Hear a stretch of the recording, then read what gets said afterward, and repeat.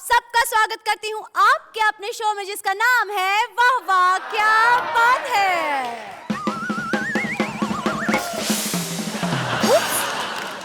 ओह God, क्या हुआ? यूँ भागते भागते क्यों आए? अरे तुम होती तो तुम भी भागती।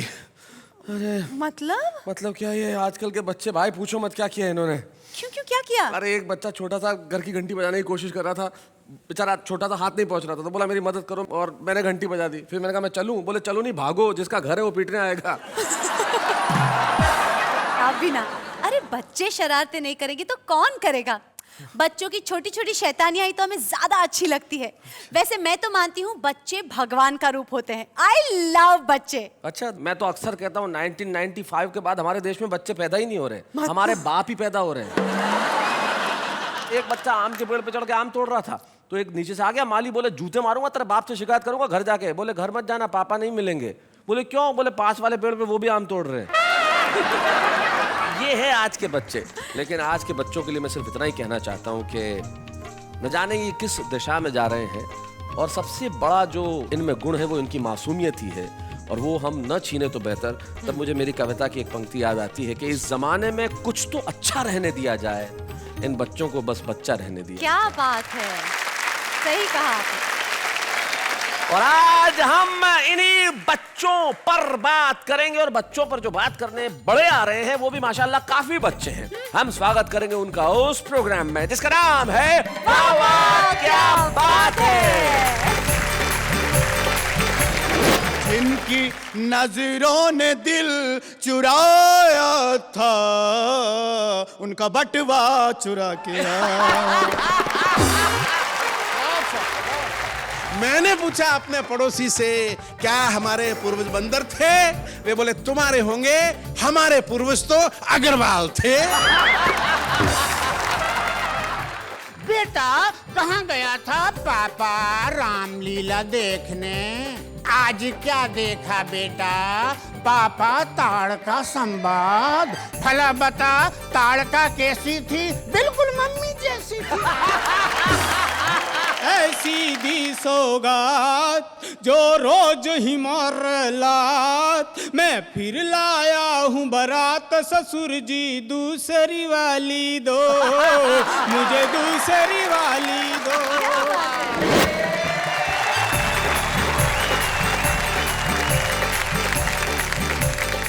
तो मित्र देखिए, आज हमारे साथ हमारे 3 कवि मित्र हैं। हमारे साथ गुरु सक्सेना है, श्री आशकर्ण अटल हैं जिन्होंने आज ही बाल डाई करवाए हैं, और सुंदर मालेगावी जी हैं जो तो डाई भी क्या असर करेगी, मेकअप नहीं असर कर रहा।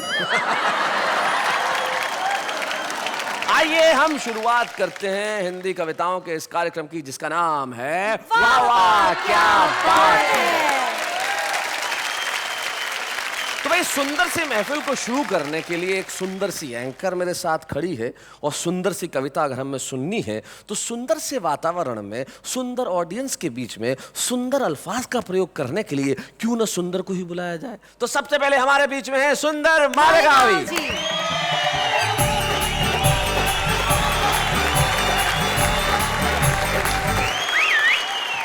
क्या बात है सुंदर साहब, आपको देख के तो लड़कियां भी सीटियां बजा रही हैं।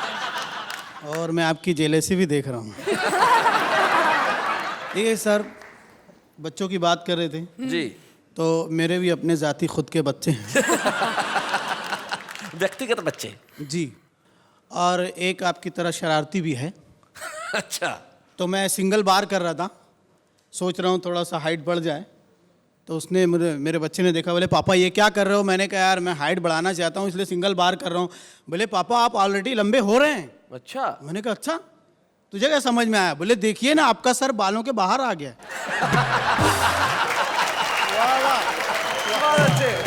आइए सीधे सीधे मैं आपको कविता सुनाता हूँ। जी सुनाए। किस्मत ने किस हसीन का शौहर बना दिया। किस्मत ने किस हसीन का किस्मत ने किस हसीन का शौहर बना दिया।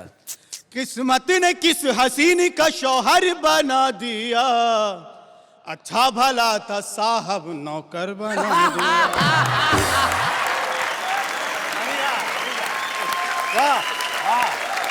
अच्छा भला था साहब नौकर बना दिया, और शादी से पहले मैं भी तो काला गुलाब था।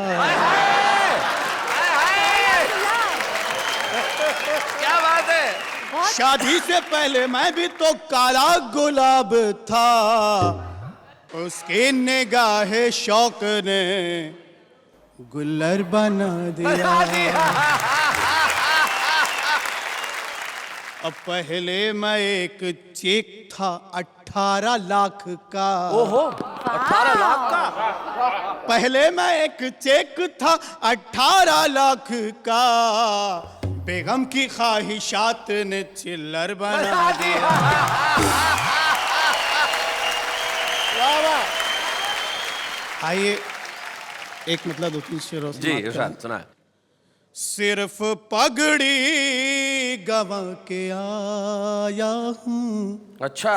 सिर्फ पगड़ी गवा के आया हूँ, सर तो लेकिन बचा के आया हूँ। क्या बात है। और जिसको आती थी इश्क की मिर्गी, इश्क की मिर्गी।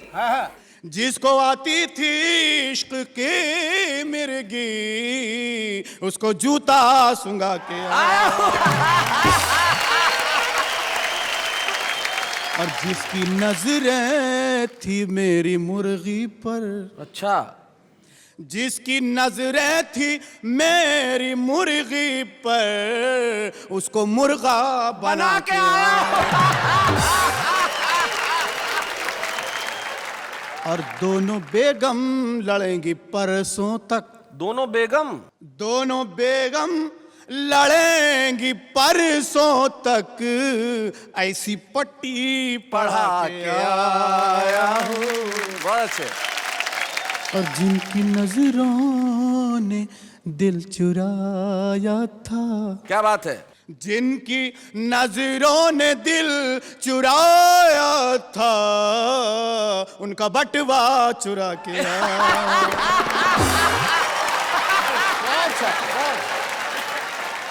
इसी काफिये में एक आध कोई और चीज जोड़ दीजिए। अच्छा। मैं तो सुंदर था पहले भी, आज पाउडर लगा के आया हूँ। आइए एक मतलब 2-3 शेर समाप्त कर लीजिए। इरशाद।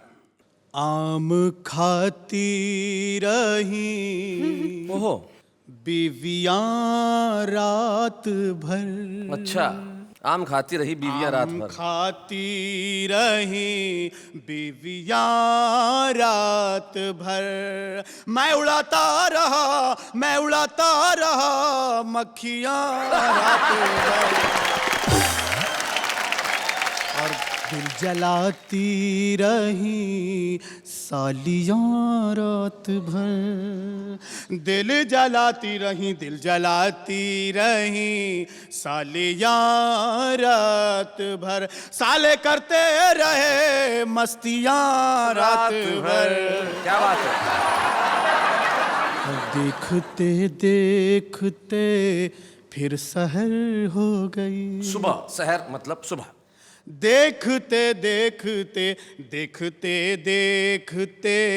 फिर सहर हो गई। दोनों खाते रहे फलियां रात भर। और मुर्गा एक टांग पर सिर्फ सोता रहा। मुर्गा एक टांग पर सिर्फ सोता रहा। कुड़कुड़ाती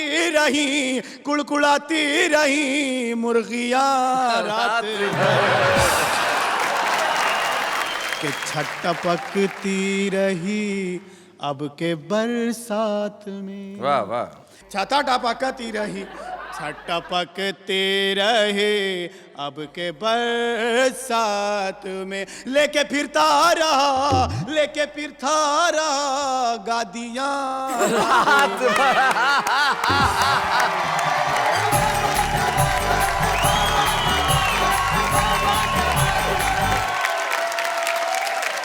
और और सुंदर ने था मुशायरा पढ़ा और बजती रही तालियां रात भर। क्या बात है।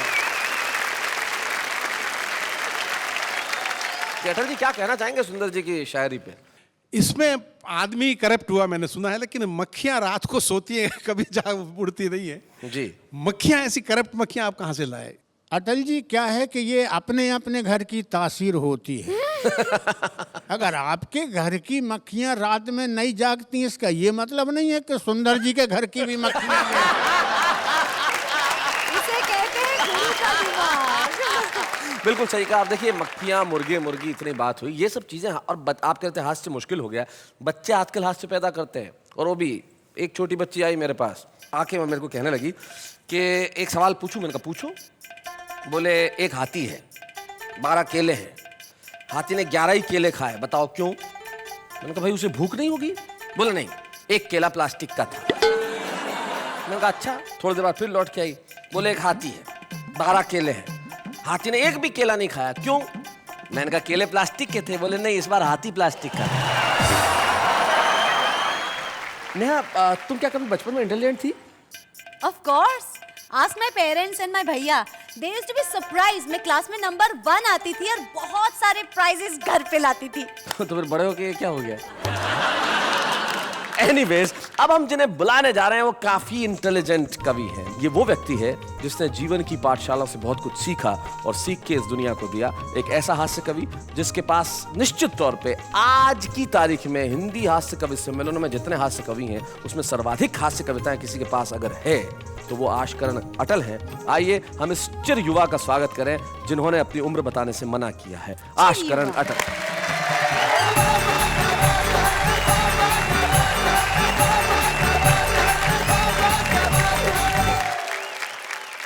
जैसा कि आपको पता है, बच्चों के सवाल बहुत ही प्यारे होते हैं लेकिन उतने ही खतरनाक।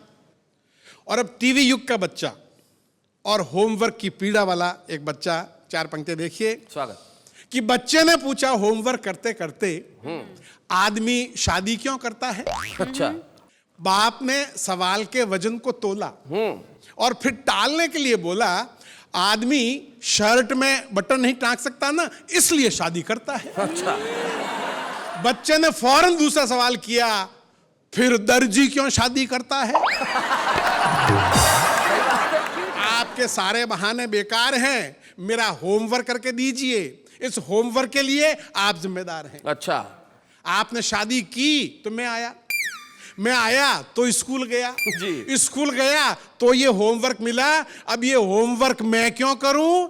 शर्ट में बटन टांकने आपको नहीं आते थे, उसकी सजा मैं क्यों भुगतूं?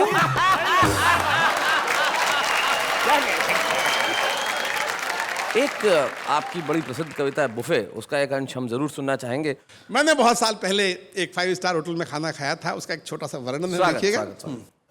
बुफे दावत सिस्टम वो दावत है जिसमें हर समझदार मेहमान या तो घर से खाना खाकर आता है या वापस घर जाकर खाता है। वापस घर जाकर खाता है। हर स्वाभिमानी आदमी को कम से कम 3 बार कतार में खड़ा होना पड़ता है। और ज्यादा से ज्यादा कितनी बार, ये उसकी भूख और बेशर्म होने की क्षमता पर निर्भर करता है। बेशर्म।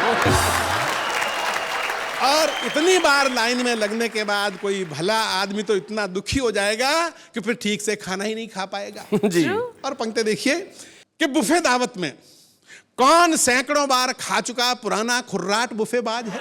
बुफेबाज। कौन खुर्राट बुफेबाज है और कौन नया मेहमान है? इसकी पहचान बहुत आसान है। पुराना अपनी प्लेट में जरा सा 1-2 चम्मच खाना ऐसे धर लाता है जैसे सत्यनारायण का प्रसाद लाया हो। अच्छा। जबकि नया अपनी प्लेट में खाने की हर डिश ऐसे भर लाता है जैसे कोई भिखारी 10 घरों से भीख मांग कर लाया हो।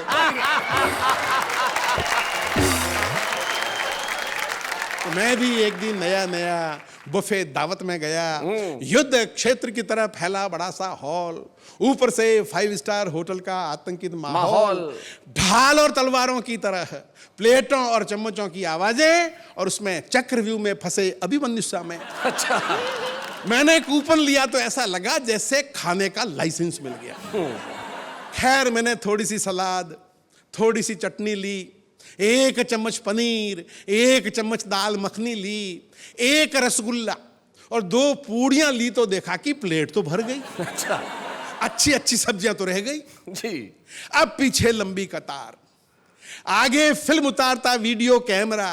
मैं बाकी पकवानों को ऐसे देखते हुए निकला जैसे सकल पदार्थ या जगमाही कर्महीन नर पावत नहीं। भाई क्या बात है। बढ़िया। और एक सीन आपके साथ में हुआ होगा कि प्लेट में कटोरियां रखता तो खाने के लिए स्थान नहीं बचता। सही बात है। और बिना कटोरी के खाना लिया तो दाल में रसगुल्ला और रायते में सब्जी मिल गई। और पता नहीं क्या मिलकर पता नहीं कौन सी डिश बन गई। जी। और बुफे दावत पे आपने देखा होगा वहां आदमी खाना खाने के लिए कम आता है, बातें करने के लिए ज्यादा आता है। अब मैं जो ही एक प्लेट में खाना भर के एक तरफ कोने में जाके खड़ा होके खा रहा था, एक भाई साहब आए और आते ही पूछा, आपने रसगुल्ला तो लिया ही नहीं। अच्छा। मन में आया बोल दूं, ये दाल और चटनी में डूबा पड़ा है वो रसगुल्ला ही है। बहुत अच्छे।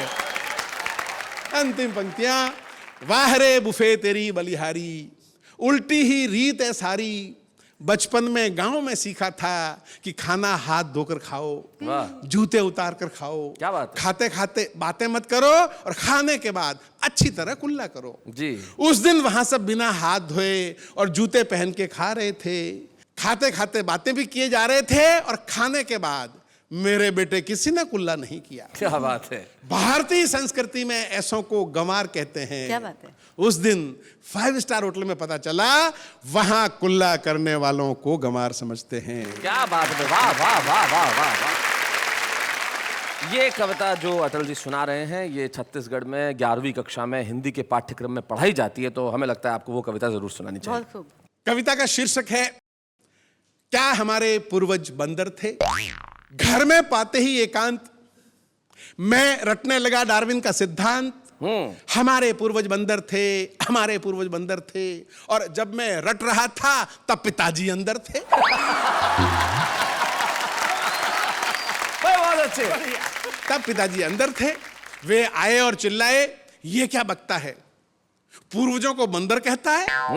सोचा था पढ़ेगा लिखेगा, बाप दादों का नाम रोशन करेगा, नाम रोशन करना तो रहा दूर, उल्टे बता रहा उनको लंगूर।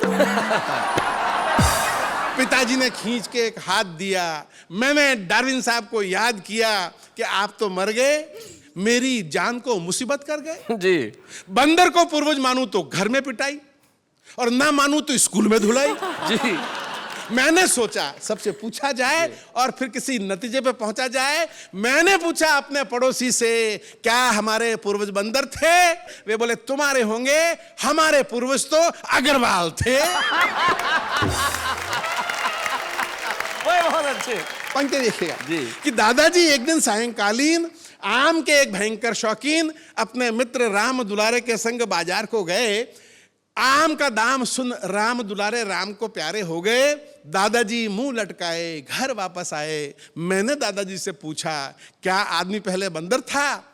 दादाजी बोले रोते रोते, काश हम आज भी बंदर होते तो राम दुलारे यूं नहीं मरता। क्या बात है। क्या बात है। काश हम आज भी बंदर होते तो राम दुलारे यूं नहीं मरता, किसी पेड़ पर चढ़ता, जी भर के आम चूसता, न बाजार जाता न भाव पूछता। भाई क्या बात है। राम दुलारे बहुत अच्छा। मैंने एक मदारी से पूछा, वाह। क्या आदमी पहले बंदर था। वो बोला, देख भैये, हम आदमियों को बंदर से मुकाबला नहीं करना चाहिए। कहां आदमी कहां बंदर, आदमी की आज क्या है कदर। मैं जगबीती नहीं आप बीती सुना रहा हूं, अपने घर की बात बता रहा हूं। मेरे एक बंदर जैसा बेटा है और एक ये बेटे जैसा बंदर है। वाह वाह वाह वाह, क्या बात है। बहुत अच्छे, बहुत बढ़िया। मेरे एक बंदर जैसा बेटा है और एक ये बेटे जैसा बंदर। मैंने इसे नचा नचा कर उसे पढ़ाया लिखाया, वाह वाह, एमए पास कराया। 3 साल हो गए, वो आज भी नौकरी के लिए मारा मारा फिरता है और ऐसे में ये बंदर मेरे पूरे परिवार का पेट भरता है। भाई क्या बात है भाई, बहुत अच्छा, बहुत बढ़िया। देख भाई, ये हम आदमियों को बंदर से मुकाबला नहीं करना चाहिए। हर एक की बात ने मन को छुआ। वाह, उत्तर तो नहीं मिला, पर एक प्रश्न और उठ खड़ा हुआ। अब मैं ये नहीं पूछता कि क्या आदमी पहले बंदर था, वो प्रश्न खड़ा है वहीं का वहीं। आजकल मैं पूछता हूं, आदमी भी आदमी है कि नहीं? क्या बात आदमी है, भी वाह आदमी। वाह वाह वाह, बहुत बढ़िया।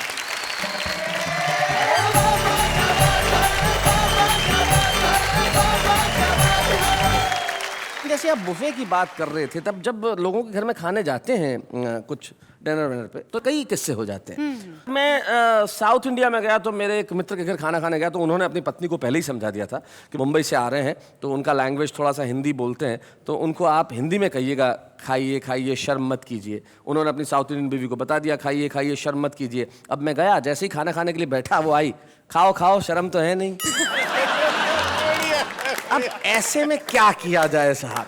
न खाते बनता है, न निगलते बनता है, न उगलते बनता है। लेकिन जिंदगी में जब ऐसे क्षण आते हैं तब ऐसा महसूस होता है कि भाई हंसी सबसे खूबसूरत चीज है, और जिसके पास हंसी है वो दुनिया का सबसे धनी व्यक्ति है। और एक धनी व्यक्ति हमारे सामने बैठा है जिनका नाम गुरु सक्सेना है। तो गुरु सक्सेना जी, आपसे ये अनुरोध है कि आप खरामा खरामा उस सोफे से उठिए, यहाँ पे आइए, कविताएं सुनाइए, और आप भाई जरा तालियां बजाइए। गुरु सक्सेना जी हमारे साथ आ रहे हैं।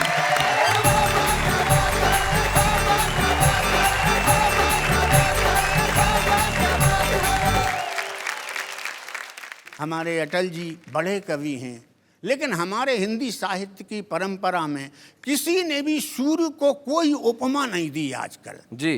किसी भी कवि ने इसका प्रयोग क्यों नहीं किया? हर कवि जानता है कि सूर्य बहुत खतरनाक देवता है। अच्छा, उसके 2 बच्चे हैं, एक बच्चा है शनि, दूसरा यमराज। अब मान लीजिए कि अटल जी ने कोई उपमा शनि टाइप कर दी सूर्य के लिए, सूर्य का दिमाग खराब, उनका बेटा शनि वो आस्कर अटल मेरे को कोई उपमा में कह रहा था, एक राउंड मारे है जरा उसके घर। बच्चों के बारे में तरह तरह की बातें हुई। मैं भी बच्चों के बीच में पूरी जिंदगी रहा, उनमें अधिकांश बच्चे मेरे अपने थे। इसमें हंसी की कोई बात नहीं है, वसुदेव कुटुंबकम। मैं तो इन बच्चों को भी अपना ही मानता हूँ। भले ही अपना योगदान ना हो, लेकिन मान लेने में क्या हर्ज है। एक बात विशेष रूप से मैं ये बताना चाहूँगा कि बच्चों की कोई उम्र नहीं होती, साइज नहीं होती कि कितने बड़े बच्चे जी। इसलिए मैं आपकी मानसिकता धीरे धीरे वहाँ तक पहुँचाऊँगा।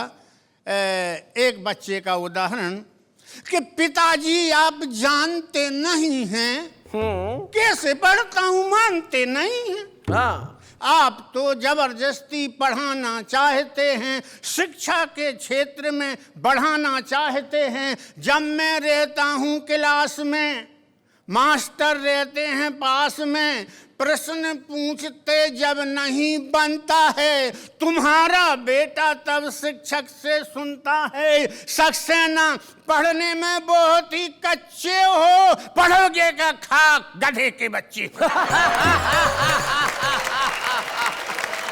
पढ़ोगे क्या खाक गधे के बच्चे हो। पिताजी गधा मेरा बाप है तो आप कौन हैं? अब मैं बहुत छोटे साइज के बच्चे की बात कर रहा हूं जिसको अभी संसार में कोई ज्ञान नहीं जी। बेटा कहाँ गया था? पापा रामलीला देखने। आज क्या देखा बेटा? पापा ताड़का संवाद। तूने ताड़का देखी थी? हाँ पापा जी देखी थी। भला बता ताड़का कैसी थी? बिल्कुल मम्मी जैसी थी। जैसे कि कॉलेज में इलेक्शन होते हैं जी। अब मैं उस बच्चे की बात कर रहा हूँ। तो बच्चों के साथ में कुछ बच्चियां भी होती, आपस में बुझा रही थी पहेलियां। हाँ। सुभाष पार्क में बैठी थी 4 सहेलियां। एक बोली, इस चुनाव की लहर में हलचल मच रही है सारे शहर में, लगता है विरोधियों के घड़े रीतेंगे, चुनाव में गुरु सक्सेना जीतेंगे। अच्छा। दूसरी सहेली बोली, सबका चिंतन चाहूंगा। दूसरी सहेली बोली, अरे कौन से भावावेश में बह रही है, कल तक तो तू जीतेगा कहती थी, आज जीतेंगे कह रही है। भाई बहुत बढ़िया, बहुत अच्छे गुरुजी, क्या बात है भाई, वाह वाह वाह। और थोड़ी सी यात्रा आगे बढ़ाता हूं। भाई ने डार्विन के सिद्धांत की बात कही, मैंने भी कुछ विज्ञान के सिद्धांतों की बात कही जी। 2 बच्चे आपस में बात कर रहे थे। एक ने दूसरे से कहा, जब कोई छात्र किसी लड़की के भावों में पूर्ण या आंशिक रूप से डूबता है तो उसके अध्ययन में कुछ कमी आ जाती और यह कमी लड़की द्वारा हटाए गए संकोच की मात्रा के बराबर होती है भाई, बहुत अच्छे। अपने अनुभव से मैं विज्ञान से जोड़ते हुए एक रचना और पढ़ने की कोशिश करूंगा जी। जब मेरी पत्नी पड़ोसिन की नई साड़ी देखती है तो हाँ। हाइड्रोजन गैस बनकर जलने लगती। अच्छा। जब मेरी पत्नी पड़ोसिन की नई साड़ी देखती है तो हाइड्रोजन गैस बनकर जलने लगती है। उसका जलना देखकर पड़ोसिन और नई नई साड़ियां लाकर उसे दिखाती है, यानी कि ऑक्सीजन गैस बनकर उसके जलने में सहायता पहुंचाती। भाई बहुत अच्छे। इस प्रकार हाइड्रोजन और ऑक्सीजन, इन दोनों से बने हुए समीकरण के बीचों बीच मेरा सारा धन पानी बनकर क्या बह बात जाता है, वाह वाह वाह, बहुत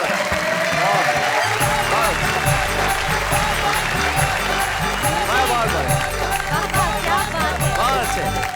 हमारे बच्चे बड़े समझेंगे इसको कि H2 यानी हाइड्रोजन, O यानी ऑक्सीजन, दोनों मिलके H2A यानी पानी बनता है, और उसका क्या बढ़िया आपने उदाहरण दिया, बहुत अच्छे, वाह। पता है, कभी कभी मैं सोचती हूँ कि ये बच्चे कैसे क्वेश्चंस करते हैं। क्या कुछ पूछ देते हैं। बच्चे कुछ भी कर सकते हैं, बड़े छुपे रुस्तम होते हैं ये बच्चे। अरे छुपे रुस्तम से मुझे ध्यान आया कि भाई हमारे आज का छुपा रुस्तम कौन है। तो राजस्थान के एक बेहद छोटे कस्बे से हमारे बीच में जो आज हमारे छुपे रुस्तम आ रहे हैं वो बड़े सुरीले हैं, और उनका नाम ही है संपत सुरीला। जोरदार तालियों के साथ स्वागत करें।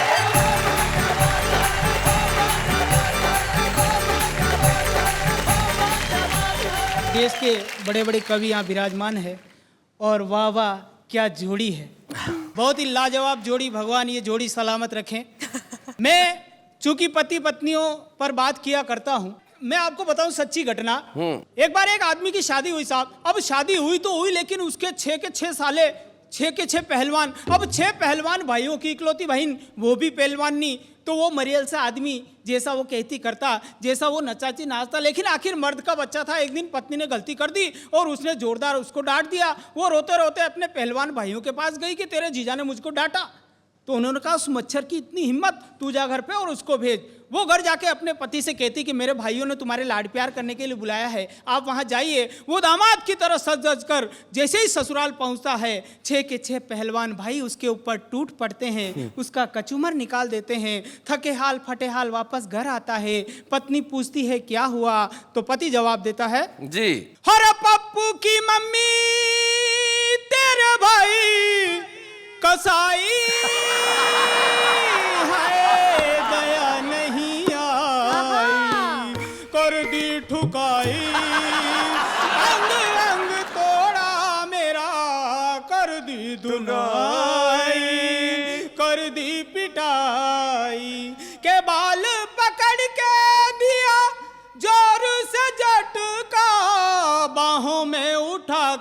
मुझे जमीन पे पटका, जूते और चप्पल से कर दी ऐसी सुताई है, तालियां बजाई। अब जब आदमी भाई साहब कुंठित हो जाता है तो उसके अंदर गलत गलत आइडियाज आते हैं। वो देखता है यार साले भी आए दिन सताते रहते हैं, पत्नी भी रोज पीटती रहती है, ससुर बेचारा अच्छा है कोई नई व्यवस्था कर देगा। तो उसने अपने 5-15 पत्नी पीड़ित लोगों को इकट्ठा किया, बैंड बाजा मंगाया, घोड़ी मंगाई, घोड़ी पे बैठ के ससुर के द्वार पे। तो ससुर ने कहा कि जमाई जी आज कैसे? तो जमाई ने जवाब दिया, और ऐसी दी सौगात जो रोज ही मार लात, मैं फिर लाया हूँ बारात, ससुर जी दूसरी वाली दो, मुझे दूसरी वाली दो। अरे लड़की है तेरी अनाड़ी, जैसे बैल हो बिन गाड़ी, इसलिए जाए भले कबाड़ी, मुझे दो दूसरी वाली दो। आजकल के नौजवान बच्चे तरह तरह की चीजें इस्तेमाल करते हैं हेयर स्टाइल बनाने में। मेरे को एक सच्ची घटना याद है। एक बार एक लड़के के बड़े सुंदर सुंदर बाल, बड़ी बड़ी मूछें, बड़ी बड़ी दाढ़ी। एक लड़की ने उसको देखा और देखते ही उसके बालों पे फिदा हो गई कि शादी करूंगी तो इसी सुंदर बाल वाले लड़के से, वरना जिंदगी भर कंवारी रहूंगी। बात शादी तक पहुंची, लेकिन एक शर्त रखी कि ये लड़का अपने बाप के साथ विदेश जाएगा, 1 साल के बाद पुनः लौट के आएगा तो तेरी शादी इससे कर दी जाएगी। लड़की ने कहा कि मैं तो इसके बालों से इतनी मोहब्बत करती हूँ, 4 साल भी इंतजार कर लूंगी। लड़का अपने बाप के साथ विदेश जाता है, वहां पाश्चात्य संस्कृति में रंग कर माथे पे जाने क्या क्या लगाता है। थोड़े दिनों बाद तो बिल्कुल सारे बाल उड़ जाते हैं, गंजा हो जाता है। हिंदुस्तान लौट के आता है, लड़की लड़के को देख के कहती है, भैया तू नहीं बन सकता मेरा सैया, तू तो ये बता दे कि ये हाल हुआ कैसे। के तेल था खुशबू वाला, तेल था खुशबू वाला, माथे में जो ही डाला, धीरे धीरे उड़ने लगे बाल, हूँ तभी से टकला मेरी जान, काली दाढ़ी और मूछे पर इनको कौन पूछे, इच्छा यही है मेरी सिर पे हो काले गुच्छे, चेहरा सजनी को भाए और वो मेरी हो जाए, बगिया है उजड़ी उजड़ी इसमें हरियाली आए, तन मेरा था स्वदेशी चीजें अपनाई विदेशी, फिर कैसे बचाता खुद कमाल, दिखने लगा है चमकीला चांद। अब इतना करते हुए भी उस लड़के के माथे पे 2 बाल बच ही गए। अच्छा, अब वो दोनों बाल आपस में बात कर रहे हैं, यार ये लड़का जाने माथे पे क्या क्या लगाता रहा, फिर भी इसके माथे पे हरियाली नहीं आई। हम दोनों बाल आपस में एक काम करते हैं, हम दोनों बाल आपस में शादी कर लेते तो हमारी जो संतानें होगी जिससे इसका पूरा माथा हरा भरा हो जाएगा। तो दूसरे वाले बाल ने कहा नहीं, हम ऐसा नहीं कर सकते।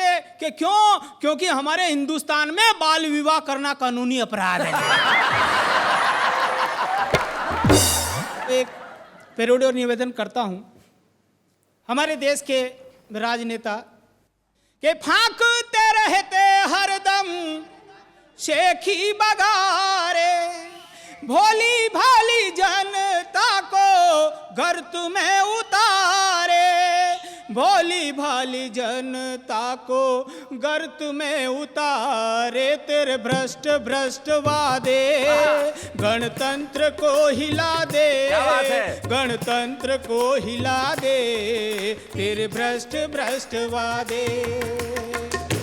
आतंकवाद है, नक्सलवाद है, तेरे ही कारण यहाँ जंगल राज है। क्या बात है? बेरोजगारी, भ्रष्टाचारी, काला बाजारियों का तू सरताज है, काला बाजारियों का तू सरताज है, तेरे सस्ते सस्ते प्यादे क्या बात है? बुनियादों को हिला दे, बुनियादों को हिला दे, तेरे भ्रष्ट भ्रष्ट वादे। बहुत बहुत आभार। क्या बात है, वाह।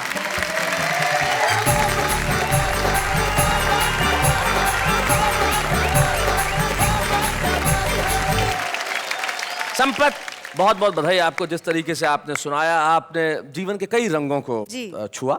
हम चाहते हैं कि आप संभावना से सफलता तक पहुंचें। हम चाहते हैं कि आप वहां पहुंचें जहां सिर्फ उन्नति हो, तरक्की हो, प्रगति हो। आपकी जीवन के अंदर इन खुशियों को भरने के लिए हम आज आपको वाह वाह क्या बात है की ओर से हमारे छुपे रुस्तम के रूप में एक स्मृति चिन्ह प्रदान करना चाहते हैं। मैं हमारे कवि मित्रों से अनुरोध करूंगा कि वो यहाँ आए और हम स्वागत करें संपत सूर्य। हंसी गिरने वालों के सब ही आभारी है, कविता सुनाने वाले अब सबके साथ हैं। भाई गुरु सक्सेना, सुंदर मालेगामी और आशकन अटल का साथ है तो वाह वाह क्या बात है। हमारे एक कवि मित्र थे श्याम ज्वालामुखी, जो इस दुनिया में नहीं रहे, पर वो एक बहुत बढ़िया बात कहते थे, कठिन लिखना कठिन काम नहीं है, लेकिन सरल लिखना बहुत कठिन है। तो ये जो सरलता है ये बड़ी कमाल की है। जैसे हमारे कॉलेज के दिनों में लड़कियां अपनी सहेलियों को खत लिखती थी, तो उसमें लिखती थी कि बाथरूम में कपड़े कूट कूट के धोती हूँ और सहेली तेरी याद में फूट फूट के रोती हूँ। तो ये जो कूट कूट से फूट फूट की जो तुक है वो हमारा आम आदमी करता है। तो ये जो आम आदमी होता है वो कहीं ना कहीं कविता लिखने का कारण ढूंढ ही लेता है। जैसे हमारे ये दोस्त दुकानदार से, मैडम एक प्रोडक्ट ले लो, बहुत अच्छा है। अबे फ्लोटिंग बनकर मेरा एक बच्चा है। ये जमीन रो रही है, ये आसमां रो रहा है, नॉनसेंस, ये सब क्या हो रहा है? सुबह उठने का बहाना है, करता हूँ योगासन। बहाना वाना कुछ नहीं, सुबह जॉगिंग पे आती है मेरी पड़ोसन। प्यार कभी खत्म नहीं होता है। लड़का एक लड़की से ब्रेकअप करके अगले ही दिन दूसरी के पीछे होता है। शादी की है 7 जन्मों तक निभाऊंगी, पर इतना याद रखना शॉपिंग भी उतनी ही कराऊंगी। तुम तो कहते थे एक्शन। तुम तो कहते थे लाऊंगा चांद तोड़कर, तुम तो कहते थे लाऊंगा चांद तोड़कर, पहले दिखाओ इस डब्बे का ढक्कन खोलकर।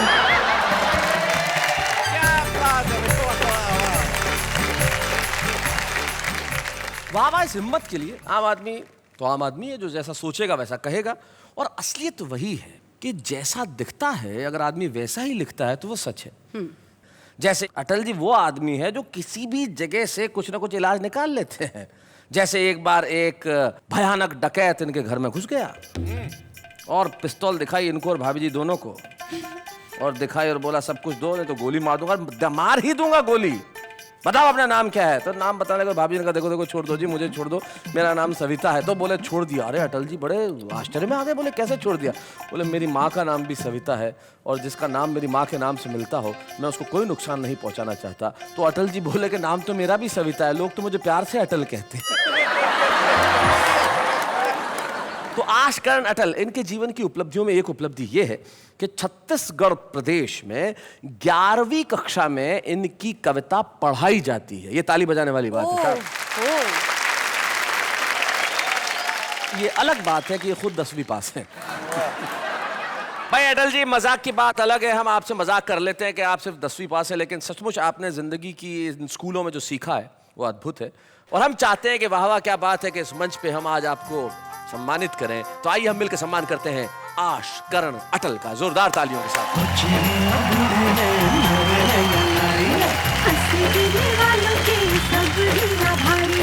कविता सुनाने वाले अब सबके साथ हैं।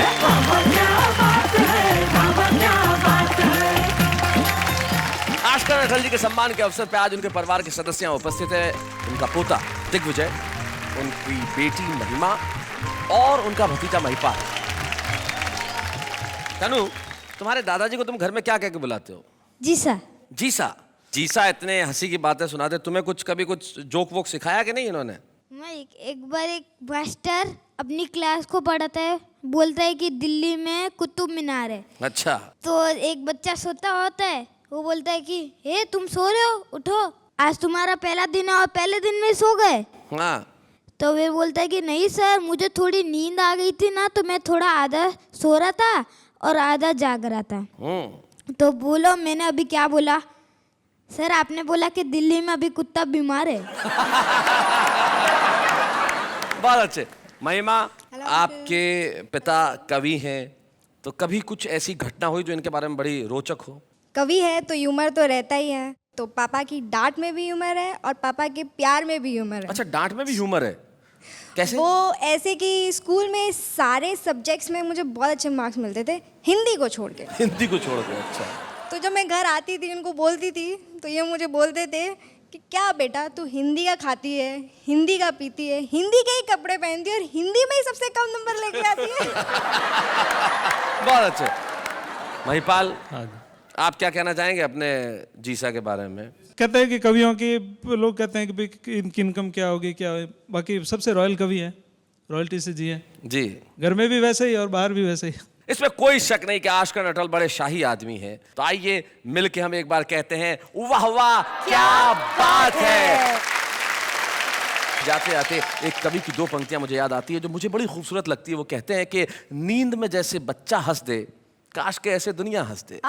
नींद में जैसे बच्चा हंस दे, काश के ऐसे दुनिया हंस दे। गम का क्या है, और मिलेंगे, छोड़ उदासी, अच्छा हंस दे। तो हंसने के लिए अगले शनिवार रात 10 बजे हम दोनों होंगे साथ और आप कहेंगे वाह वाह क्या बात है।